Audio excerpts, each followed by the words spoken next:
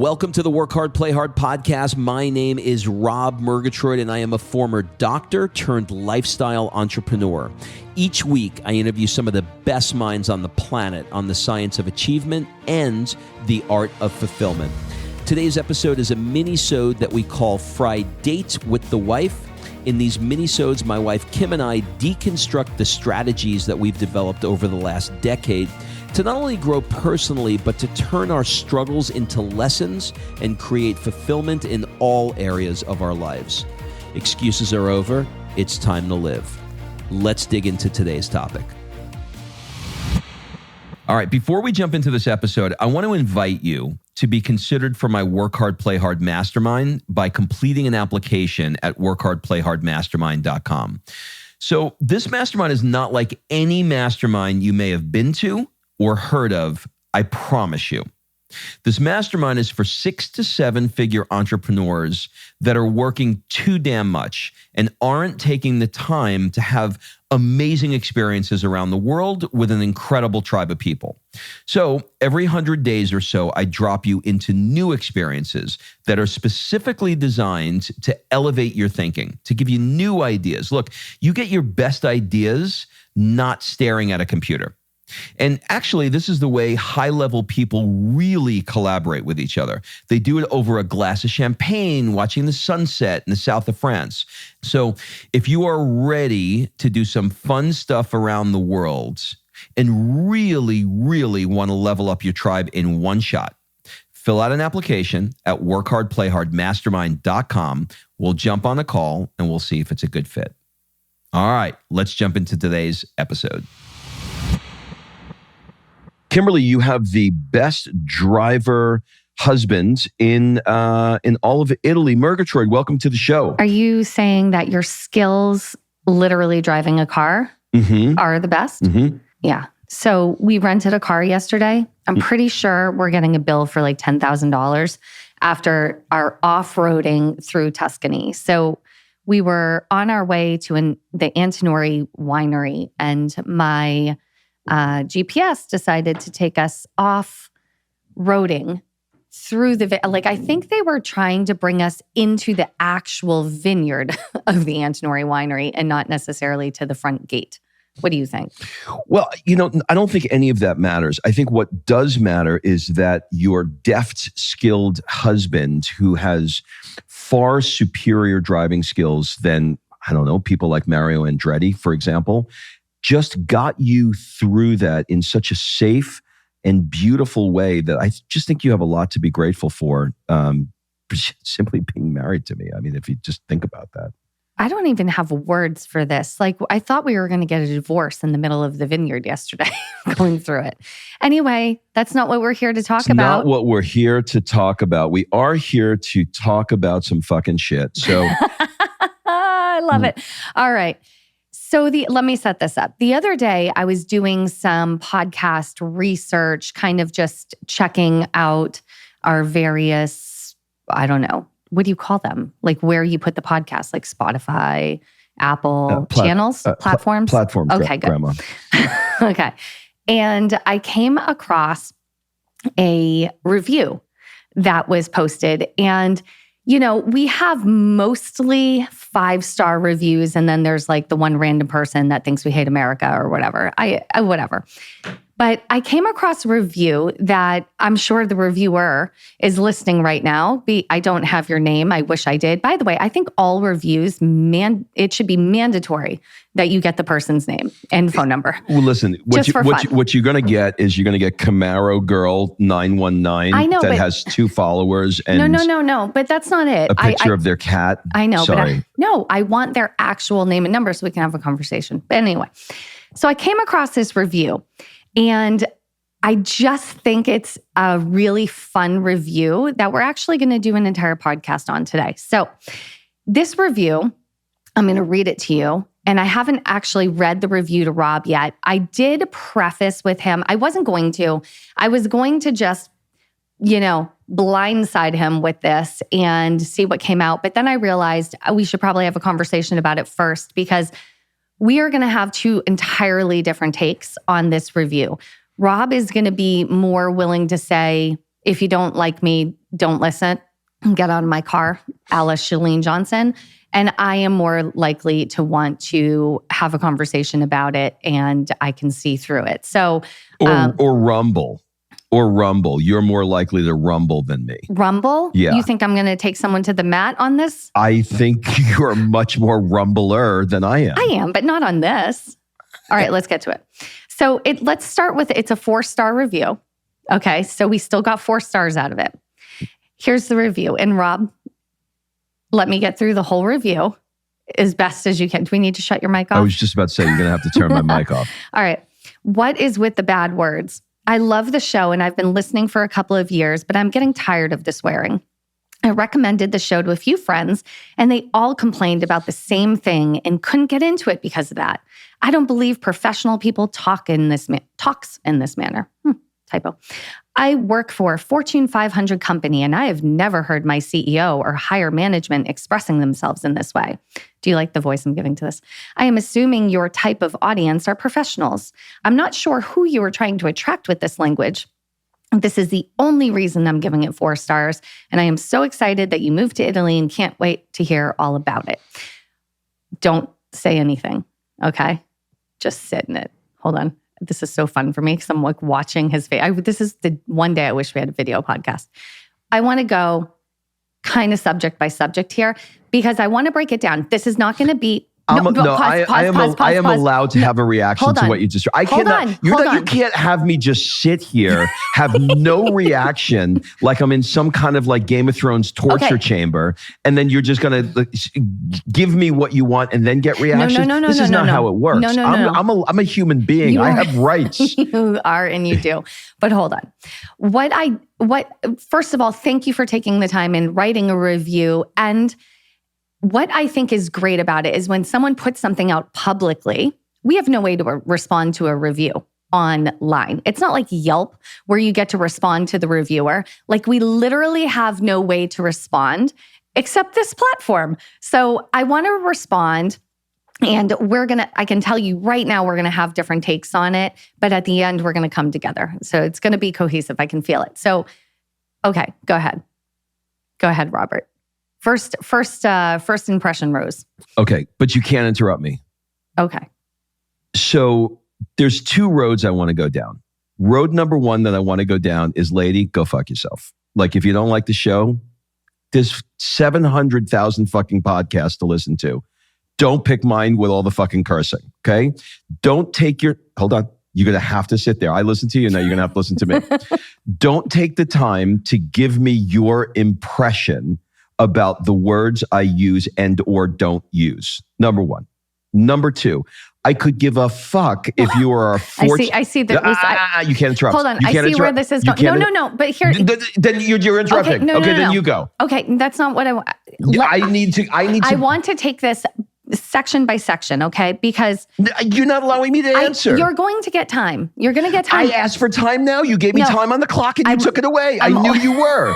Give me the time on the clock. Hold on. I want to organize this, okay? Because let's... Judge, permission to treat the witness as hostile?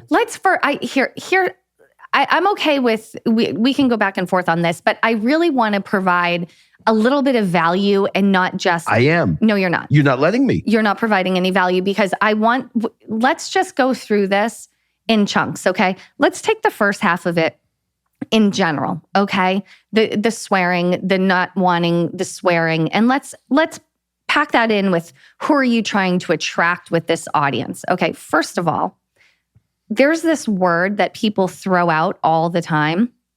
It's called authenticity. I want you to be authentic. I'm tired of seeing things that are filtered and all of the things. I want authenticity. So whoever wrote this, here's what I would love to know. Do you value authenticity? Do you value people being an authentic version of themselves? Because for me, when you say something like filter, okay, when you see photos on Facebook where like the person obviously took it to Facetune 10,000, right? And it's filtered. The word filter means to get rid of parts of it, right? So for us to filter our conversation and say, "Oh, I can't say an F-bomb," or "Oh, I can't say that word," or "I can't do that." That is making us think. We don't like to think. That's making us think and having to literally filter ourselves because someone doesn't like it. That would be us not being authentic. And so my question in this, what I don't want to do here, Robin, the reason I'm cutting you off is because what I don't want to do is make this an attack on the person that wrote it. I want to have a real conversation about it, because if one person feels that way and was willing to write a review, other people might feel that way too. But I want to question back and say, everybody is so talking about, oh my God, I want to see all this authenticity and I don't want to see the filter. But then when you're authentic, they're like, oh, don't do that. That's my point. So can you speak to that point first on the overall, the swearing in general, okay? Tell me why, because we don't know if she's talking about Fri-Date or your interviews. So for you, what would it do if you brought a guest on and prior to the interview said, "I'm sorry, you can't use any swears here"? Like, how would that shift things? Well, my perspective is that she's likely referring to Fri-Date, because I don't curse a lot in the long form interviews. Because you're asking questions. I'm asking questions, and the long form interviews are not about me. They're about the guests. So I try and make sure that the bulk of the conversation comes from them, so that it becomes teaching moments. But how many times do your guests say, "Can I curse here?" Yeah, so that's what I was about to say. So typically what will happen is a guest will want to express themselves, and they will say, is it like, is swearing allowed on this? And I was like, and I'm usually like, say whatever the fuck you want. I'll joke with them, and then it makes them feel comfortable. So they will. And to speak to your point about authenticity, we are a product of our environment. If I grew up as the Queen of England's child, chances are I would be speaking quite differently than I speak as the son of a truck driver from a Queen's apartment. Okay? So we are a product of our environment. I am a scrappy kid from Queens. And if you've ever watched Goodfellas, The Bronx Tale, or Godfather, chances are you probably heard a lot of fucking cursing, okay? That is my environment. So if you want me to be me, then allow me to be me, and don't try and put a muzzle on it so that I can be who you want me to be, and put me in the box of this Fortune 400, 100 category because you believe that I am trying to speak to professional people. I'm not. I'm trying to speak to fucking normal people. I'm trying to speak to somebody who says what he's saying is resonating with me. Who he is resonating with me. Not because I am sugarcoating it or packaging it in such a way that it can be delivered on a silver platter so that you can refer it to your professional friends. I could give a fuck if you want to refer it to your professional friends. But here's the thing. Okay, so don't refer it. So no, let's not go to Fortune. There's an explicit rating on the podcast. Like, what the fuck else do you want to know? It's like that's like saying I'm watching a rated X movie and there's sex. Well, it's X.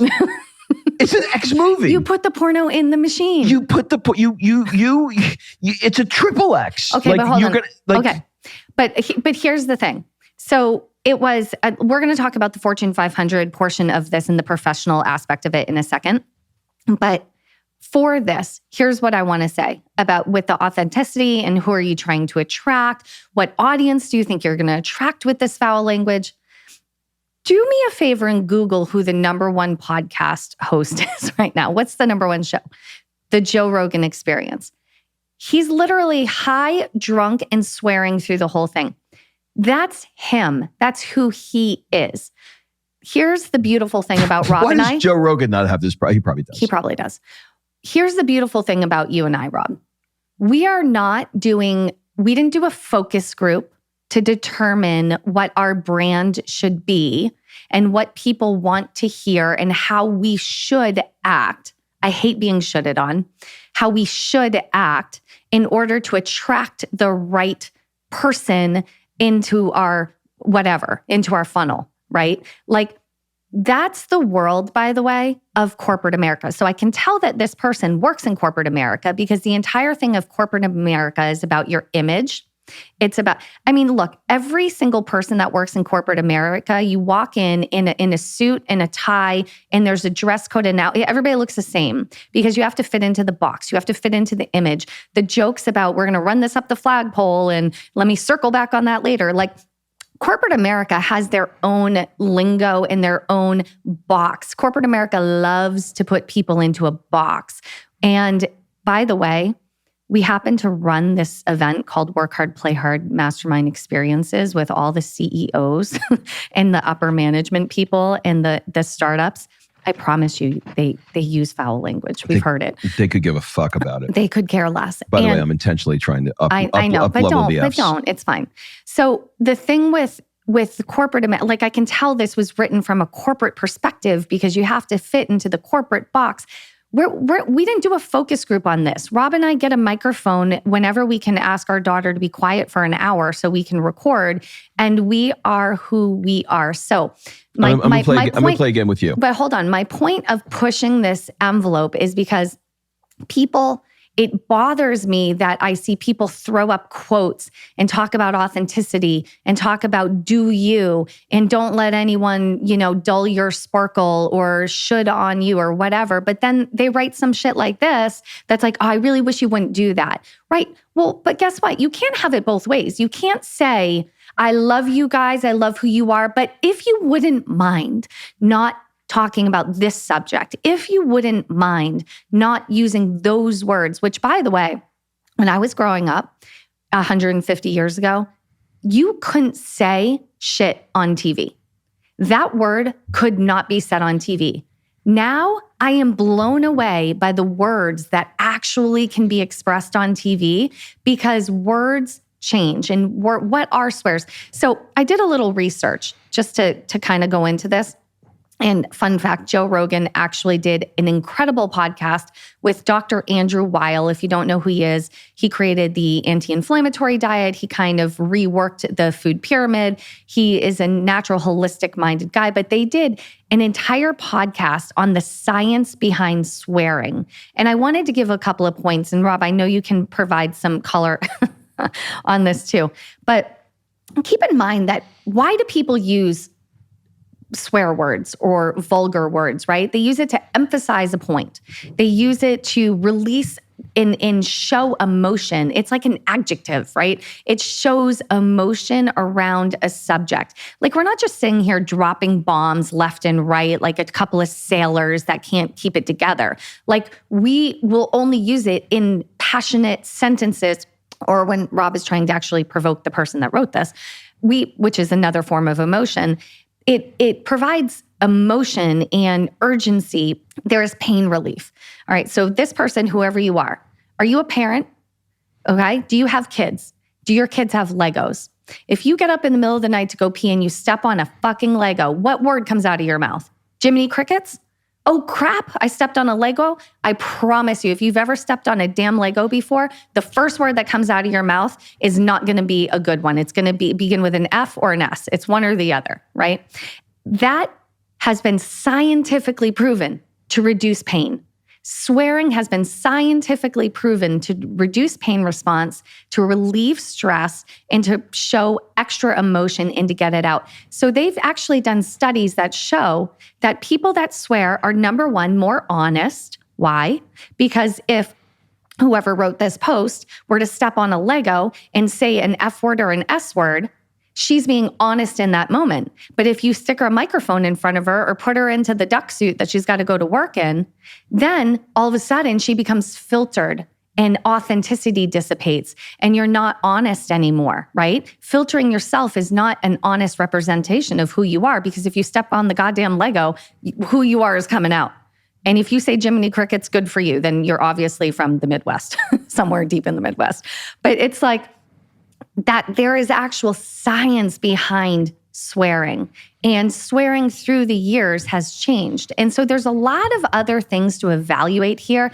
And Tony Robbins says what, Rob, about swearing? What is his phrase about swearing that we say all the time? All right. You're going to have to let me catch up. Can you just say that real quick? I'm going to answer, but you're going to have to let me catch up. I will. If your box is so small you can't handle a curse, you need to get a bigger box. Exactly. Thank you. Now, go ahead. I shall shut my mic off. All right. So I want you to come into my common sense corner. I want you or the author of the... Anybody who's willing to listen to me. Okay. If you look at people that are in the space that is really making a difference in the world of change, let's just name a few people. Kim, I'm gonna play a little game with you. If I said to Tony Robbins, if Tony Robbins got that letter, and if anybody has been to a Tony Robbins event, if Tony Robbins got that letter on his cursing, which I'm sure he has, what do you think he would say? I'm using fucking words for a reason. Okay. If Gary Vee, who is one of the most influential people out there right now, anybody could... And a CEO of a company. There's nobody that is going to argue whether or not Gary Vee is making an impact on the socials. Okay? On the socials, and not to mention his companies, his business, everything else. Okay. Mm-hmm. What would Gary Vee say if he got that letter? Fuck you. Okay. And what would Joe Rogan say if he got that letter? Fuck you. What would Howard Stern say if he got that letter? I think we see the theme here. Okay. So I just named, 5, 6 people. All of those people are people that... You can go through Donnie Deutsch, who drops bombs all the time, and I didn't even... massive advertising. He was on my list. I didn't mention him because he's not as popular as the others. Well, he sold his company for $500 million and is one of the leaders in marketing and advertising. So there's no question about it. But I didn't want to have a name that people didn't know. I wanted to have a name that I know everybody listening to the show knows. They could Google it. Knows who they are, right? Okay. So now you've got all of these people that are highly influential. Here's the thing.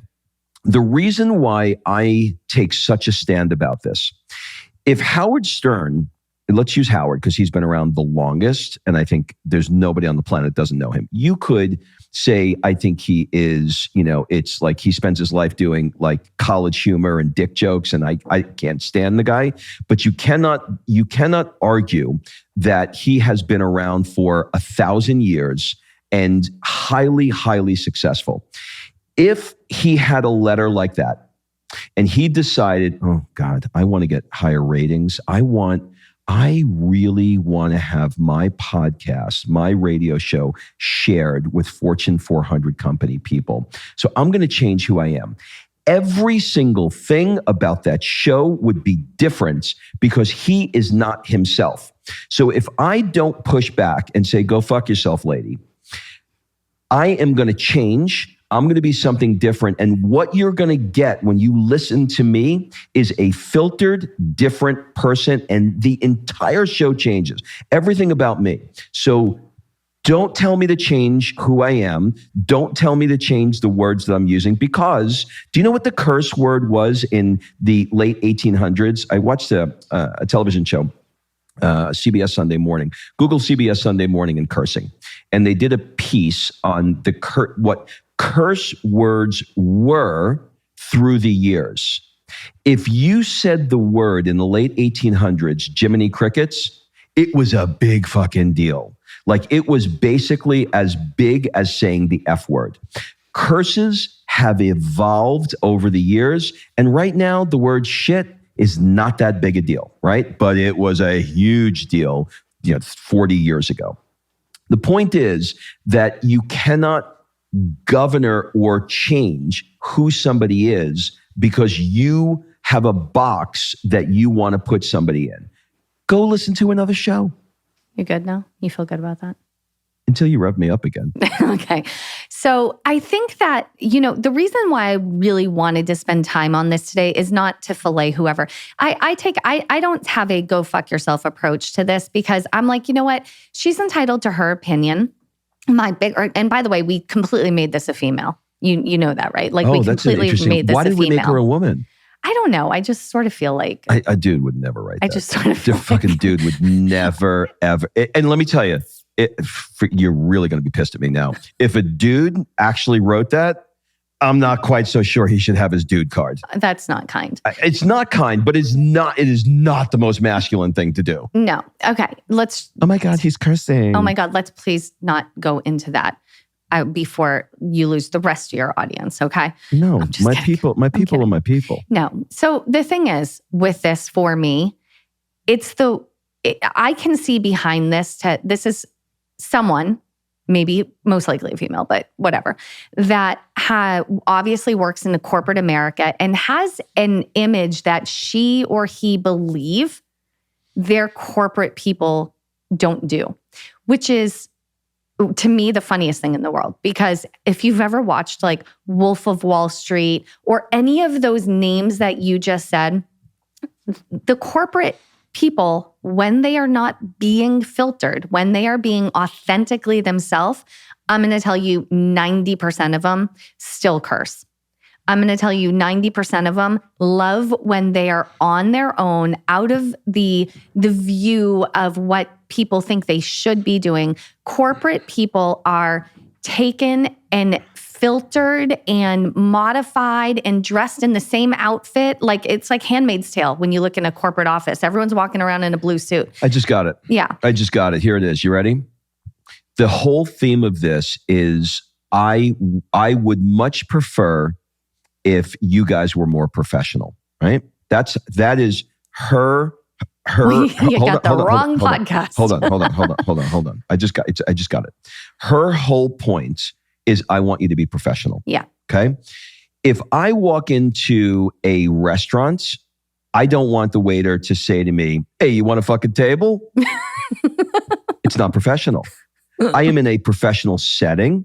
If I walk in to meet my attorney for the first time, I don't want him to say to me, "Oh, what the fuck's," I don't know why it's Italian all of a sudden. "Oh, what the fuck's up with you?" I don't want that because it's not professional.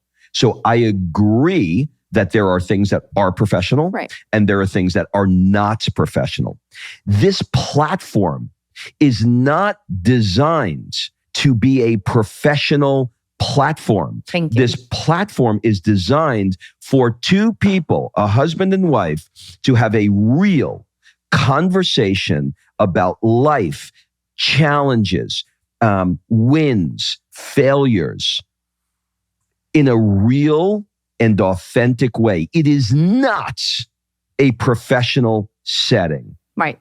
When you put me on a stage in my network marketing company, I'm not swearing because I know it's unprofessional. It's unprofessional in that venue. Unless you're Tony Robbins. Listen, this is another conversation. Gary Vee has talked about this at length. He said, this is a great conversation. I'm glad we just had this. They asked him, he gets $250,000 a speech now. Okay. And he's worth every penny of it because he changes the room in 3 minutes. He's really good. He has people who want to pay him $500,000 or $1 million to do a keynote. Okay. With one caveat. They don't want him to swear. You can't curse. He, in the early years, took it and he said, "Okay, I'll do the best I can." But then realized he couldn't do him. Right. He couldn't say something like, somebody will say, "Well, Gary Vee, you work too much, you get no sleep." And he'll respond and say, "Hey, Dick, I get 8 hours a night. What's your excuse now?" Yeah. He can't say that when he's getting paid to say it because somebody is telling him not to. So now he has held a hard line, which is what I'm trying to do here. He has held a hard line and said, "This is me. Don't try and change me." And when that line was held, everybody went, "Okay, great, got it." Now he's getting the $1 million and people are like, he's going to curse. If you want Gary to come, he's cursing. I'm going to make a hypothesis here, okay? If you look at the American kind of thing, I'm not going to throw other countries into it because I don't know what they do with cursing. I can only speak for America, like in my experience there. We were founded, right, on this puritanical kind of thing. And so there's a lot of that puritanical belief in America. You don't do this and you don't do that and you do the right thing and you don't curse and you don't, and all those little things. But we also have one of the highest stress rates in the world. We have some of the most mental, like the mental health issues in America far outweigh what is seen around the world. And yet we want to shove people into these boxes and say, you can't do this, you can't do that, you can't do that, you can't do that. The ability to express yourself in whatever vocabulary you choose, the ability to share your actual feelings in whatever way you want to. Everybody's getting canceled. Everybody is getting shut down. You can't say this. You can't do this. You can't. Everything is being censored right now. And at the same time, there's this, everybody wants authenticity.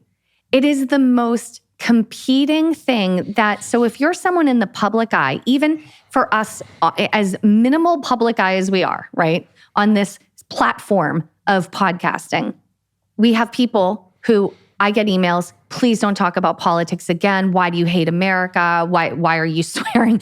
I get so many emails of shoulding. Right. And then on the other side, I get equal amount of authenticity and that. And so I think the two pull each other apart.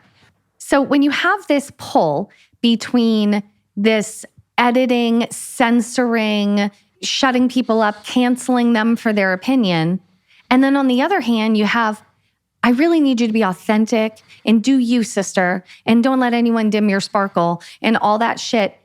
And you're the person in the middle of that in the public eye. What do you do? Do you do you and risk being canceled, censored, and turned off? Or do you be authentic? It's like people put you in this box. And by the way, the people that are screaming on both sides are literally the same fucking people. Okay. Now, I will want to add something that falls into her category, which is her category. Her objection is more about it being professional or not professional. But I'm gonna give her something that I think is appropriate here, and that is, I think it is important for somebody who is a communicator, as we are on this podcast, to not lean so heavily on cursing that you can't illustrate a point effectively without cursing.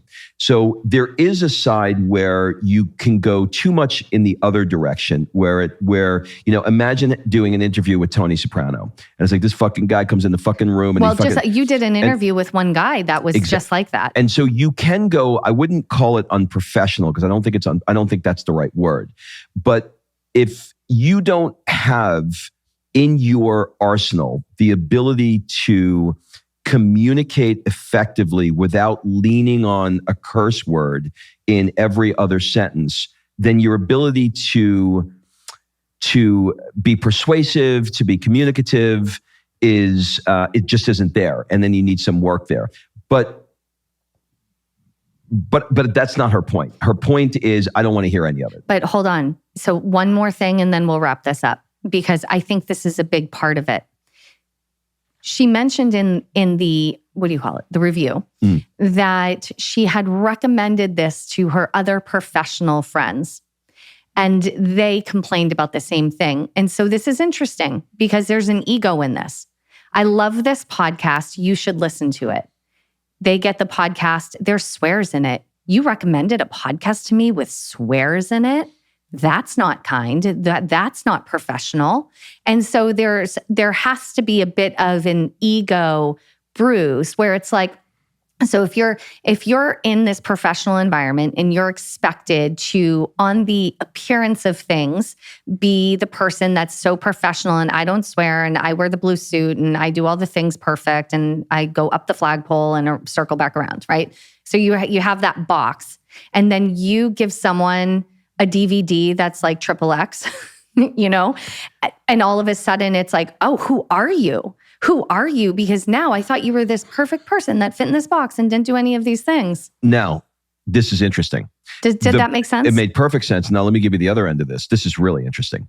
That person who, okay, so let's say this person gives the referral of our podcast to somebody else. The other person was like, yeah, there was a lot of cursing. That other person probably is listening to shows like Joe Rogan, Howard Stern, Gary Vee, Tony Robbins, all of those other things, but isn't having an issue with it. But when it's received from the fellow attorney in the office or the fellow CPA or the fellow Fortune 100 world, they also have to have the same, oh, there was a lot of cursing in that. But meanwhile, they're listening to Joe Rogan privately and not caring. And not giving a shit. Or they're secretly watching, the XXX movie, but the other person, so there's this other life that they're living, but I am going to only unveil to you my corporate professional face. Because it probably came with a disclaimer. I want you to listen to this podcast. It's really good, but they swear too much. It probably came with a disclaimer. So the referral source wasn't tainted, right? I think we did it. Okay, so at the end of the day, here's your homework, okay? So you can say, if you can listen to this, and if you're like, yeah, they're swearing, and I know I'm gonna get 800 more emails, but yeah, they're swearing, go back, think about my Lego, okay? I want you to step on a Lego. What did you say? Do you value authenticity?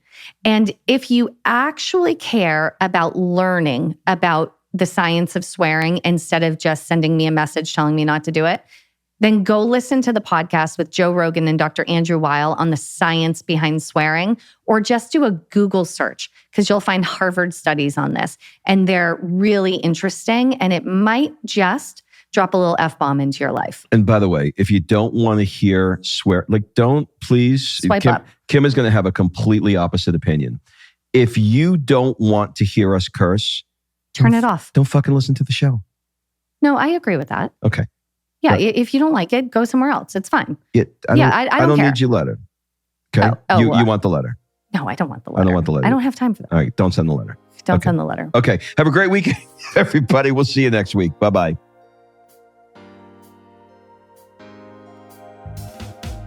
All right, thanks for listening. If you love this episode and you know someone that needs some help in either stepping up their work hard game or their play hard game, it would mean the world to me if you shared this podcast with them to help me get this movement out there. So if you like what you heard, head on over to iTunes, take 30 seconds and leave me a 5-star review, and I will be forever grateful. So until the next episode, excuses are over. It's time to live.